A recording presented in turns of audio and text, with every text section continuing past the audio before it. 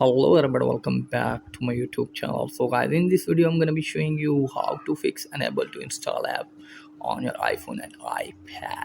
So guys, let's get started without wasting any time. If you are facing this type of error on your iPhone iOS 16, then I'll show you how can you fix it.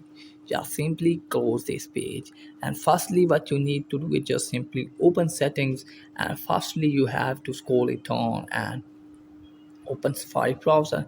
From here you have to clear your search history or website data from here. So after doing this, what you need to do is just simply open settings again, then scroll it on, and you have to search for App Store.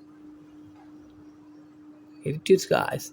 And the first thing is that you have to turn the tool on for automatic downloads, and then you have to tap on app downloads. And if it's check on both of them, then you have to check on this one and then check whether your problem has been fixed or not. And if the problem still exists there, then what you need to do is just simply open settings, and from here you have to turn the airplane mode on, and after 10 or 20 seconds turn it off again, and then check whether the problem has been fixed or not.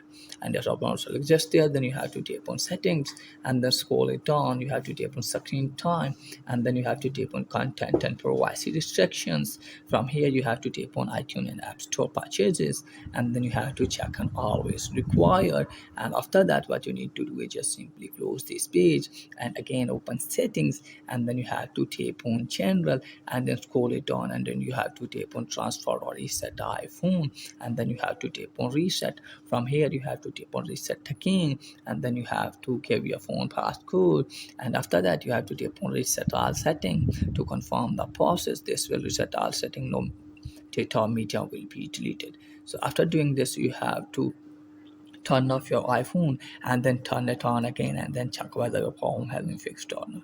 And if the problem still is there, then you have to open settings, and firstly you have to check for the update.